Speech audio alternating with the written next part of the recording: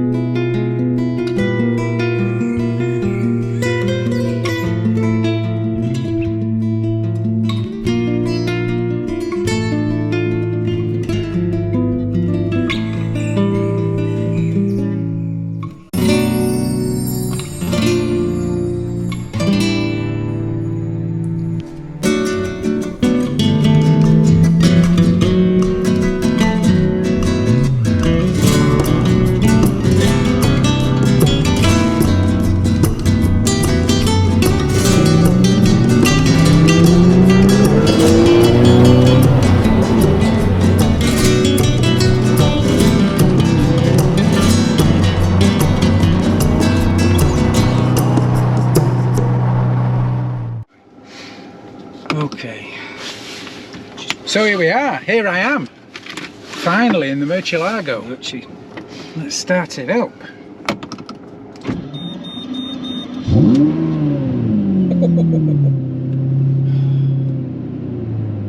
Okay, a little bit nervous, gotta be honest, but...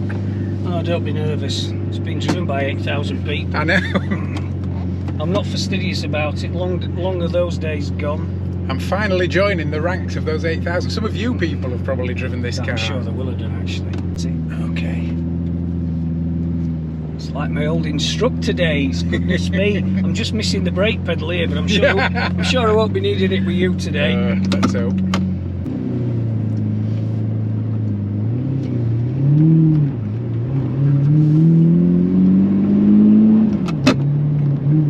Crunchy when cold, but it's always the same. It always amazes me when you go back to all the way through the 80s, the 90s, the early 2000s with manual Italian supercars. They were all crunchy when you put them in second. Yeah. But when you actually think you're paying the equivalent of 100 grand back in the 80s for a car and double that in the early 2000s for a car with a crunchy gear change in second, you think, how the hell did people put up with that? But of course they just thought, oh, it's a Lamborghini, it's a Lamborghini. It's a Ferrari. They're just not, just as it is. All that money for a car that won't go into gear. You'd never get away with that now, though, would you? You would not.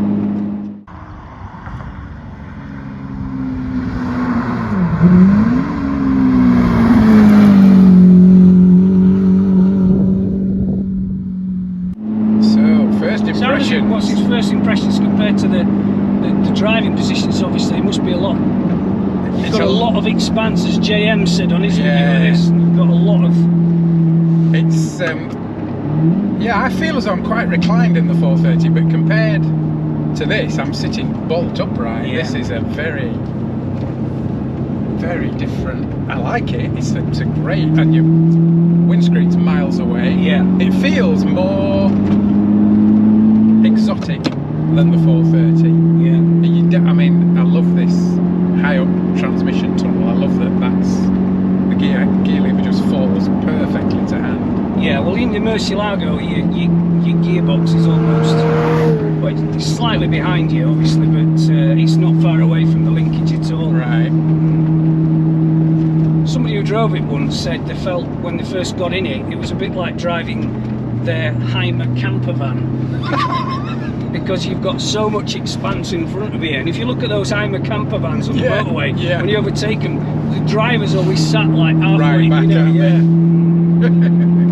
What a great comparison. Well, exactly. Well, I won't compare it to a camper van, so. No. But yes, driving position, awesome. Dials beautifully clear and right where you'd want them to be. It feels ergonomically everything feels just right.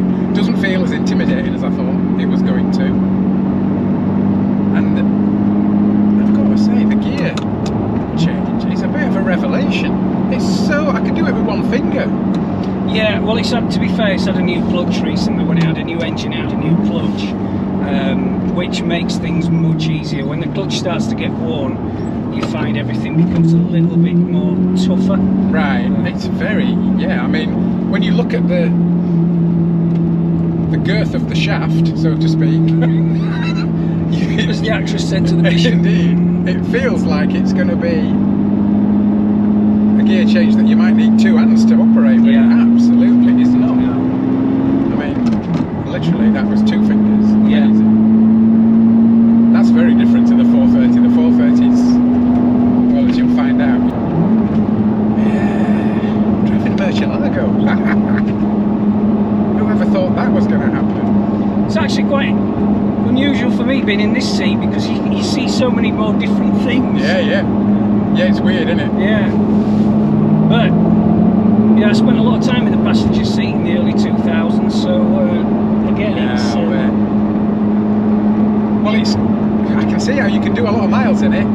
It's comfy. Yeah. Well, I mean, it's going to, as you know, it's going to Italy next month to the factory over the Alps, which is actually going to be the content for a video, 2 or 3 videos probably.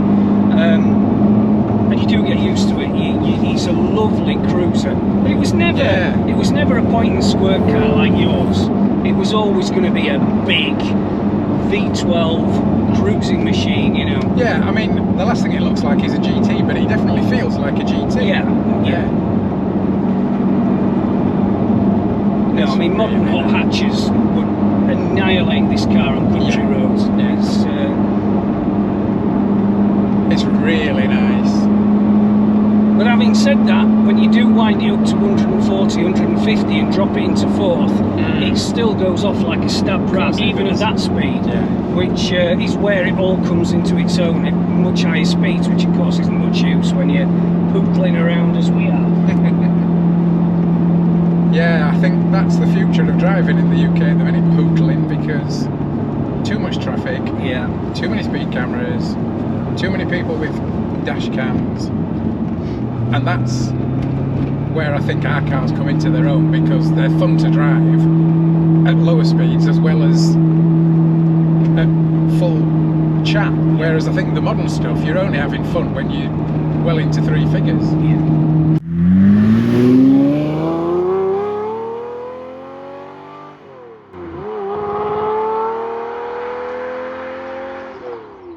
These sort of supercars, old school ones, your grandma can't drop it, or your mother can't drop into this and drive it. No. But she would certainly be able to drive a 458 or a 4, you know, or the you know, whatever it is. Yeah, 488, whatever.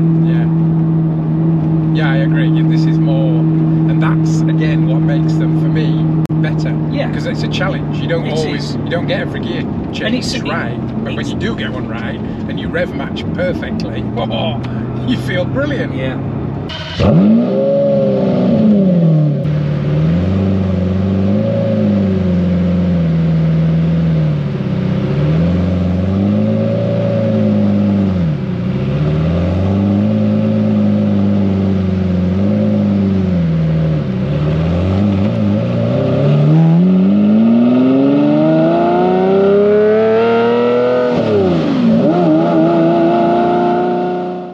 Comfy seats, Sam. Yeah, they are. Yeah, they're a bit wider than the Diablo. Okay. They widened them in the Murcielago, and there's a little bit more headroom as well. Although the height of the car is almost exactly the same as the Diablo. Same as mine. Clutch has got to go all the way to the floor to get the gears in. Quite a lot of travel on the brake pedal, which is a little bit disconcerting at first. It's got about a There's quite a long way to go before anything happens. Correct. It's got a bit of dead pedal, but that's very common in these. Right. The 640 is the later version of the Murcielago. Is also the same. Okay. Got about half an inch of dead travel before it hits anything. Yeah. Which again is getting used to it. Yeah, absolutely. And it's very tractable as well. As you're seeing now, you're only doing what, 30 mile an hour. But in 4th gear, it's quite happy to put. Yeah, we're under 1500. Yeah. revs, and you can feel again tiniest little brush of the pedal, and straigning at the leash. I remember reading years ago in a car magazine when I was a teenager, I think, they reviewed the latest Ferrari, which was probably a 328, maybe a 348, and the journalist said, how can I give you the feeling of what this is like to drive?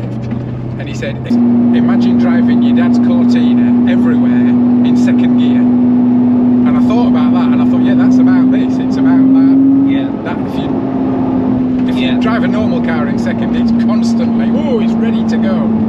And he was like, that's what it's like in any gear in a Ferrari. And that stuck with me. I mean, it's 40 years ago since I read that. It just gave me a little insight as to, wow, that's I bet what that was in Fast Lane magazine or something like that, performance car. But it definitely made me think, wow, that must be amazing. And now, via my car and your car and other people's cars that we get to drive, get to experience it. And it's right, they just, that thing of they're constantly ready to pounce. Yes, they are, they feel like a coiled spring, don't they? Exactly that. And I think that is, if you're going to say to anyone, what's the main characteristic of driving a supercar? It's that feeling of it is ready to go whenever you want it to be. And it's fantastic. I'll tell you what's interesting, Sam. I think I mentioned before, it doesn't feel intimidating, which I thought it would. And when you're in it, you can't see how orange it is. So I'm surprised. I suppose what I'm trying to get to, what I'm trying to say is, and it sounds like a ridiculous thing to say, I'm driving a Murcielago. It feels quite normal. Do you forget sometimes that you're in it until someone looks at you or pulls alongside to take a picture? I've got to be honest, no, not really. I think it's because my everyday car, joking apart, is a Golf. Yeah. So jumping into this is a bit of a different seating position, but it takes a few days driving driving this every day before I become used to the. Okay. You're right, because it's only when you see other people's reactions do you realise that you're in this. So I'm contradicting myself, but. I mean, I'm not saying that it's not a sense of occasion. It most definitely is. I mean, just look, it feels incredible. It looks incredible. But it feels, I'm surprised how I've got used to it quite quickly. Yeah. And that's nice. It's nice that it's not. It's getting used to the width of it as well. It's a hugely wide car. But I can imagine it's not a tiring car to drive, because it's like, no, I've got to ump it around. No, I think round town it is. Any Murcielago owner will tell you, especially if he's got a manual one, he really does not like towns at all. Right. And really, it becomes. I don't know if you do this with the F430, but if I'm going for a drive in it, then I will plan where I'm going to avoid any build-up of traffic, because it just doesn't like it. It chunters, it doesn't splutter, but it just doesn't like it. Okay. But once you get it on the open road and you get that wail.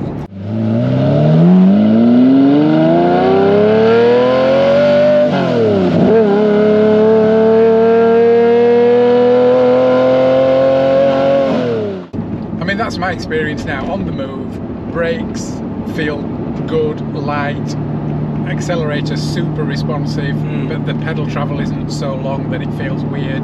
The clutch is light, the gear change is amazing. The steering feels great, to be honest, but it's got just the right amount of assistance. Yeah.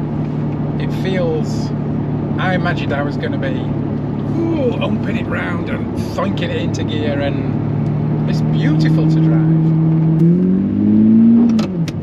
I mean, where you don't forget that you're in something special is that noise. Yeah. And you're only pulling around in 2,000 RPM. Yeah. We're going to get an opportunity to give it some beans any minute now.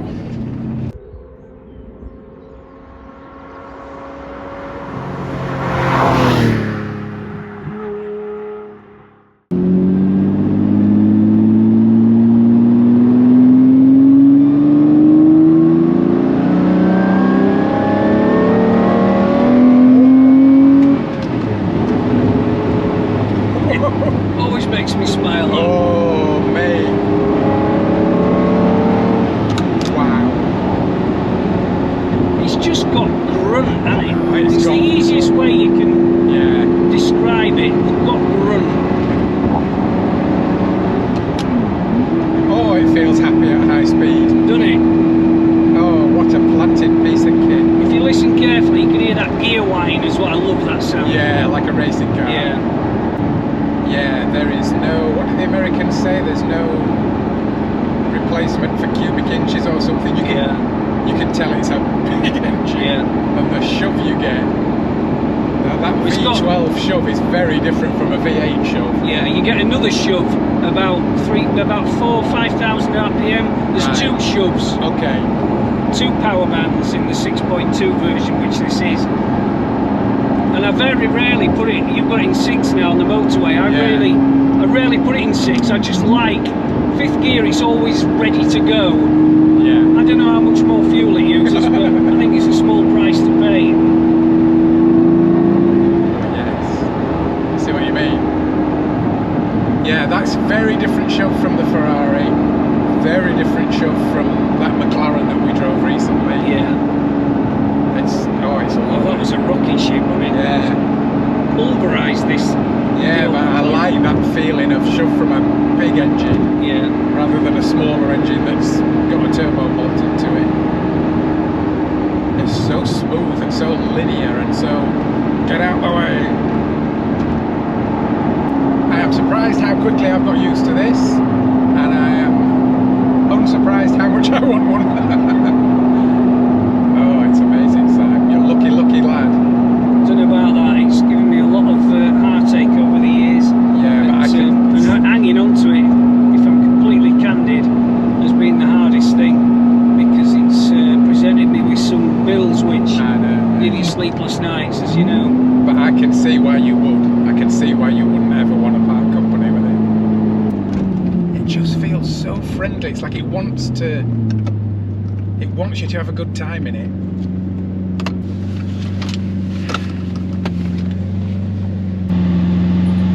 So as James May would say, now we're alone, viewers. What a thing.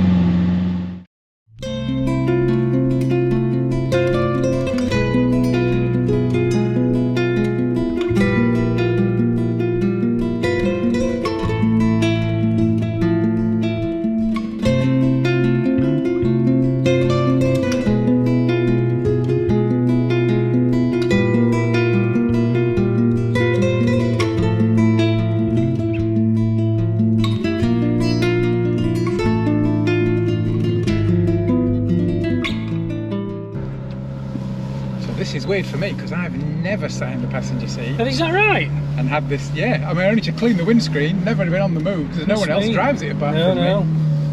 Does your not good lady wife not drive it? She does not. She's not interested. Oh. She likes going out in it. Yeah. She doesn't like a manual. Oh, this is nice.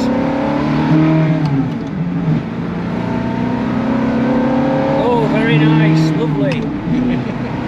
It's great being back in a 430. How long ago since you drove one? 7, 8 years. Wow. What a great gear change. You're right, it's a little bit stiffer than mine. It requires more effort. Yeah. But that's not a detriment. It's, I mean, it's still different. It's still got that beautiful, well-oiled mechanical feel that people talk about.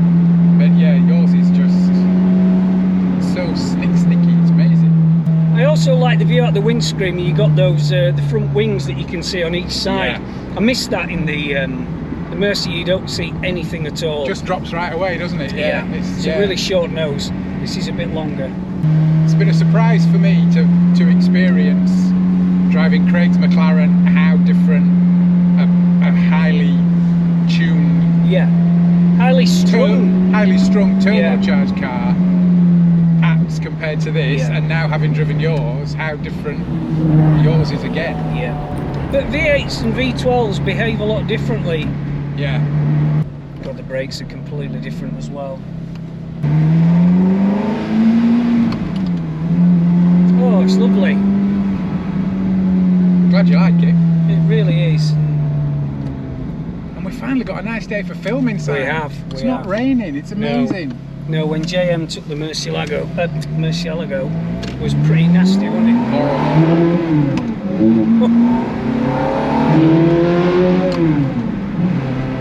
So yours has got an aftermarket exhaust. It's got aftermarket headers, got Capristo exhaust manifolds, but standard back box. Got you. And that combination seems to work pretty well. I think it is about building the right combination. Yeah. Because mine's got the original factory, as we said in the video, tips, but it's combined with the sports exhaust and sports cats. Yeah. But that just gives a noise that I can live with. Yeah. Well, the exhaust manifolds on the 430, you might know, are a weak point. They are. And same with the earlier 355. And the 360, I think. They crack, and if little fragments go back up into the engine, it's a rebuild. Yeah. So the first thing I did when I got it was swap those out for the Capristo ones, which have a lifetime guarantee. They're just a better. And what I wasn't expecting as an upside was because they're better built, there's a little bit more horsepower, but most importantly for me, it transformed the sound of the car. I think it sounds incredible now. Yeah, it does. So do you feel nervous being in the passenger seat? Not at all. No, not with you driving, mate. That's all right. I'll take that as a compliment. Absolutely. No, it's way more pointy and squirty. Again, it's a cliche, but goodness me. I mean, this would eat the Mercy for breakfast on windy roads. Probably not when it gets about 130 miles an hour, but there's not much use for that these days. No.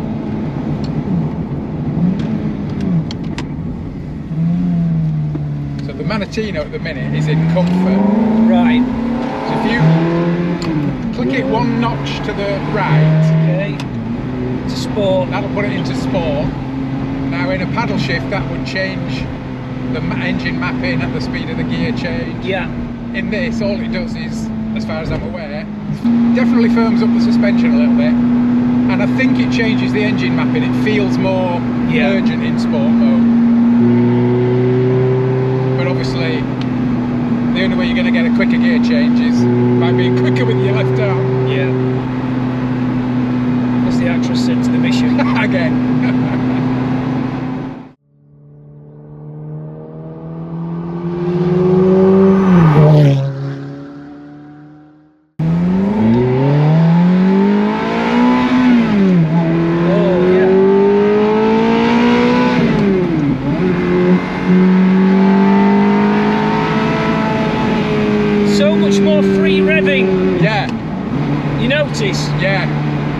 Yeah, it's very quickly at 8.5. Yeah. Yeah, the Mercy takes a bit to wind it up. What do you think about the seats? I mean, Yeah, they're much more, the narrower seats without a doubt. They certainly hug you a bit more. Hug you a bit more, yeah, that's the word I was looking for. Yeah. Certainly hug you a bit more. They're very, very comfy. I was pleasantly surprised how comfortable they are. Long drives down through France on the way to Italy. Yeah. Never get out of it feeling like, oh, my back or my legs or... No, it's odd that, isn't it? Because I used to have a Range Rover Sport and you'd think that was a big comfy car. Yeah. For long journeys, but I used to get really bad backache in that. Right. Whereas in the Mercy, I'm sure this is the same. I never do, and I weird, never work it out. It's the last thing you'd expect. Also, the steering's a lot more direct. Right. The steering's much more kind of lower geared. Yeah. Okay. Doesn't take much effort to change direction. With the Mercy, you've got to wind it up a bit. Yeah. Wind the steering on a bit. Yeah. Like you say, it's a bit more pointy. Yeah.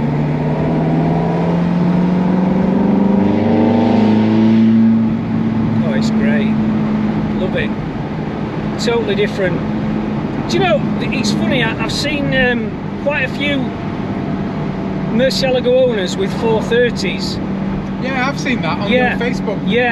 And I wonder if it's because they complement each other so well. It's a good combination. Yeah, you're right. There's a surprising amount of people who've turned up on your Murcielago Facebook page with exactly this combination. Correct. Yeah.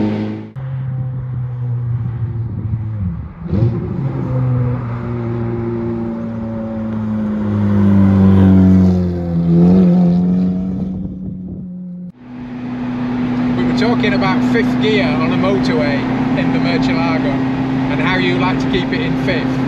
Just drop it into 6th. And the revs drop away by 1,000. By 1,000? Yeah, it's an absolute cruising gear. Yeah. It's not much use on the normal roads. Yeah. But 6th on the motorway totally changes the characteristic of the car. Yeah. It just drops it into a really relaxed cruising.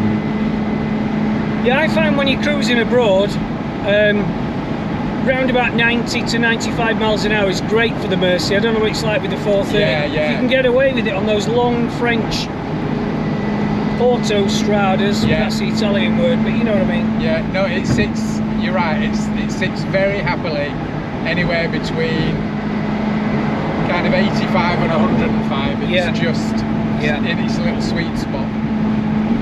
I am really, really surprised, but what's the word? How much I'm enjoying this. And I'm not just saying this because it's your car.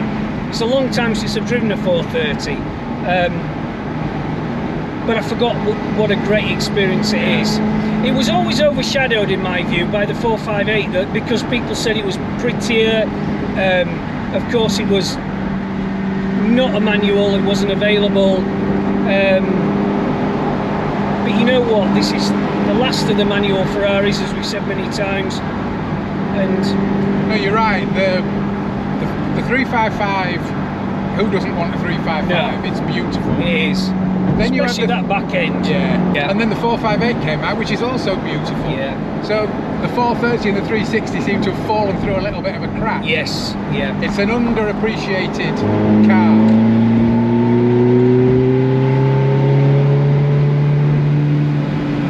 But for me, that's fine because it's kept the prices down. It flies under the radar a little bit. And there's something quite nice about people not knowing what an absolutely blinding car it is. It really is.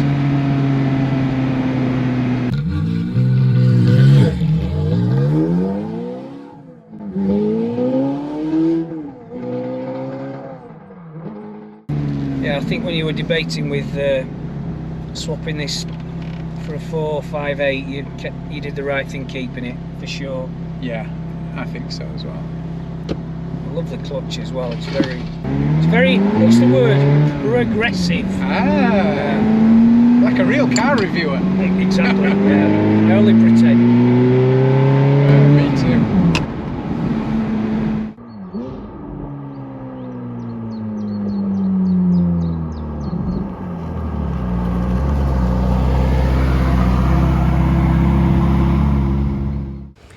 So there we have it, another episode of Drivers Keepers. Hope you enjoyed it. Don't forget to like and subscribe us. Here we are.